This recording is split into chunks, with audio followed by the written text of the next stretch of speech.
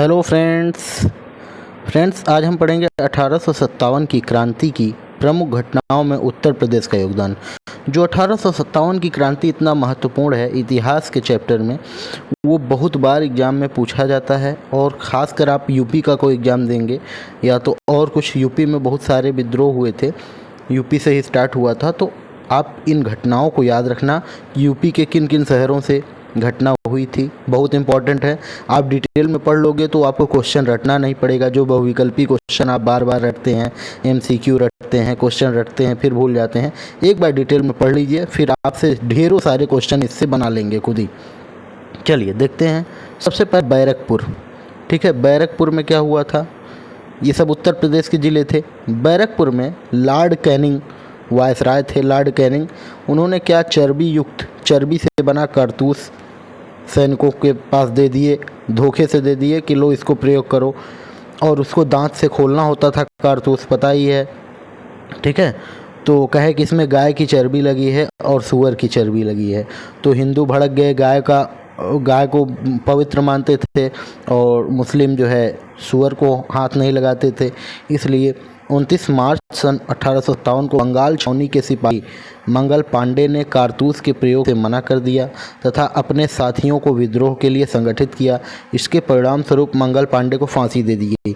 देखिए, पूछा जाता सबसे पहले कहाँ से स्टार्ट हुआ। वैसे तो बैरकपुर से स्टार्ट हुआ, लेकिन ये मंगल पांडे ने कहा कि चलो विद्रोह करो, लेकिन इसको फांसी दे दी गई। विद्रोह हो नहीं पाया था सही से, लेकिन सही ढंग से मेरठ में स्टार्ट हुआ था विद्रोह। देखिए मेरठ में क्या हुआ था, 9 मई को 90 में से 85 सिपाही, कारतूस में 90 सिपाही थे मेरठ में, ठीक है, सब बैरक हुआ करता था। 90 सिपाही थे, उसमें 85 ने कारतूस को दांत लगाने से मना कर दिया। इस कारण इन सिपाहियों को 10 साल तक जेल की सख्त सज़ा दे दी गई। 10 मई 1857 को मेरठ में तैनात पूरी भारतीय सेवा ने विद्रोह कर दिया तथा जेल पर धावा बोलकर अपने साथियों को छुड़ा लिया और कई अंग्रेज अधिकारियों को मार डाला। इसीलिए कहा भी जाता है कि सबसे पहले 1857 की क्रांति कहाँ से स्टार्ट हुई, तो मेरठ से। वैसे तो बैरकपुर से चली थी, लेकिन बैरकपुर में बस मंगल पांडे ने आवाज़ उठाई तभी उनको फांसी दे दी गई, ठीक है। यहाँ पे तो सैनिक एकजुट होकर लड़े भी थे, मार भी डाले थे अंग्रेज को, ठीक है। आगे बढ़ते हैं। इलाहाबाद में क्या हुआ था, ये सब नेता याद रखना आप, ठीक है। इलाहाबाद में जो लियाकत अली नेतृत्व में इन्होंने मतलब हर जगह एक नेता होता है ना, किसी भी क्रांति के लिए एक नेता ज़रूरी है। तो इलाहाबाद में कौन नेता था? लियाकत अली थे। लेकिन इनके समय जो जनरल नील थे इस क्रांति को दबा दिए, ठीक है। इलाहाबाद में जो क्रांति हुई थी, लियाकत अली, उनको दबाया किसने? जनरल नील ने, ठीक है। फैजाबाद में देखते हैं, यहाँ पे कौन नेता थे? मौलवी अहमदुल्ला, और इसको दबाया किसने? कैंपबेल ने। अंग्रेज अधिकारी कौन था? कैंपबेल ने दबा दिया, ठीक है। बहराइच में राजा हरदत्त सिंह, ये बहराइच में क्रांति का नेतृत्व किया। उन्होंने अपने बाडी के किले से अंग्रेज़ों का कड़ा मुकाबला किया, लेकिन अंततः वीरगति को प्राप्त हो गए। इसके बाद हजारों सैनिकों ने दिल्ली की ओर कूच किया।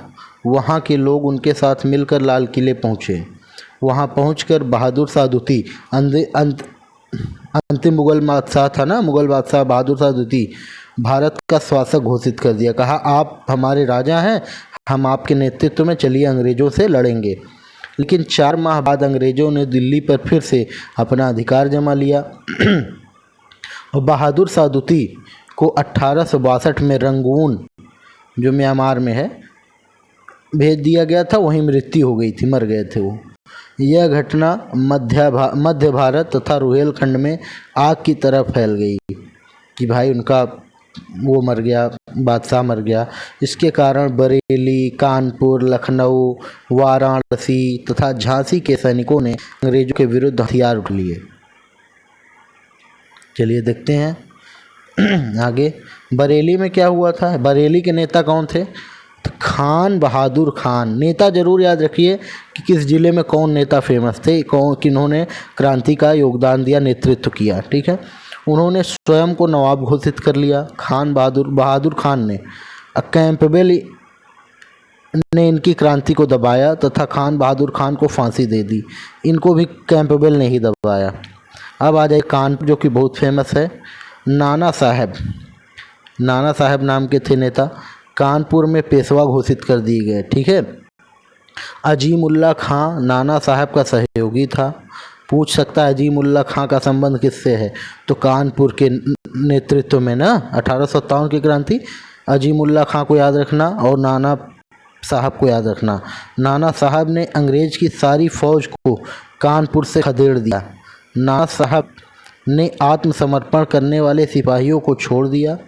इन अंग्रेज सिपाहियों को नाव द्वारा नाना साहब सुरक्षित इलाहाबाद भेज रहे थे, किंतु जैसे ही ये लोग नाव पर बैठे वैसे ही नाना साहब के आदमियों ने उन पर आक्रमण करके महिलाओं और बच्चों को छोड़कर सभी को मार डाला। नाना साहब के आदमियों ने ही आक्रमण कर दिया। इसके बाद अंग्रेज जनरल हैवलॉक ने कानपुर पर कब्जा करके नाना साहब को नेपाल भेज दिया। याद रहे, नाना साहब को कहाँ भेजा गया था? नेपाल भेज दिया गया। नाना साहब के बाद जनरल तात्या टोपे का योगदान याद रखना बहुत इंपॉर्टेंट है। तात्या टोपे, ठीक है, कानपुर की कमान संभाल ली नाना साहब के बाद, किंतु उनके आदमियों ने उनके साथ विश्वासघात किया, जिसके कारण 1859 में तात्या टोपे को फांसी दे दी गई। ठीक है, ये काफ़ी चर्चित नाम है। ठीक है, आगे बढ़ते हैं। लखनऊ में देखते हैं हम लोग। लखनऊ में देखेंगे, अवध की राजधानी लखनऊ, अवध की राजधानी थी उस समय लखनऊ। क्रांति की बागडोर वाजिद अली शाह जो वहाँ के नवाब थे, जब वो मर गए तो उनकी अंग्रेज़ों ने उनको मार दिया, तो उनकी बेगम हजरत महल ने संभाल लिया। क्रांतिकारियों ने रेजिडेंसी का घेराव किया। याद रहे, लखनऊ में बहुत फेमस, बहुत बार क्वेश्चन पूछा जाता है कौन महिला है क्रांतिकारी, तो बेगम हजरत महल सबसे पहली। अंत में अंग्रेज़ों का लखनऊ पर आधिपत्य हो गया। बाद में बेगम हजरत महल नेपाल चली गईं। ठीक है, आजमगढ़ का देखते हैं। आजमगढ़ में स्वतंत्रता संग्राम का नेतृत्व बाबू कुंवर सिंह, बहुत फेमस नाम है, बाबू कुंवर सिंह को याद रखना। आजमगढ़ के नेता थे। 1857 की क्रांति में अतरौलिया नामक स्थान पर उन्होंने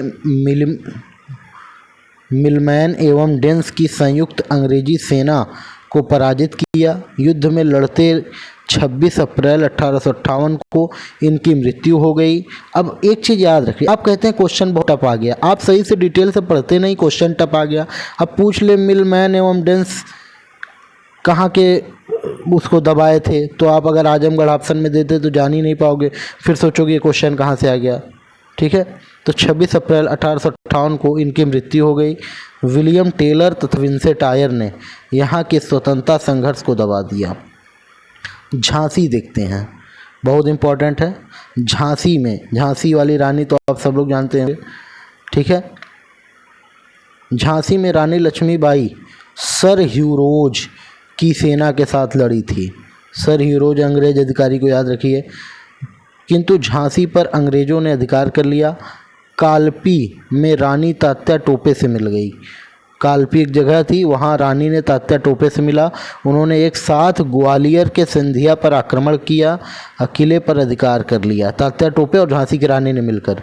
लेकिन बाद में सर ह्यूरोज ने ग्वालियर पर अधिकार कर लिया तथा रानी बहादुरी से लड़ते हुए मारी गईं। तभी तो कहा गया ना, खूब लड़ी मर्दानी वह तो झांसी वाली रानी थी। अब देखिए, इसी से छोटा, इसी प्रकार एक रामगढ़ के, इससे क्वेश्चन पूछ सकता है, बहुत फेमस है। एक रामगढ़ की रानी थी अवंती बाई, इन्होंने भी ऐसे ही विद्रोह किया। ठीक है, परंतु अंग्रेज़ों ने स्वतंत्रता संघर्ष को दबा दिया।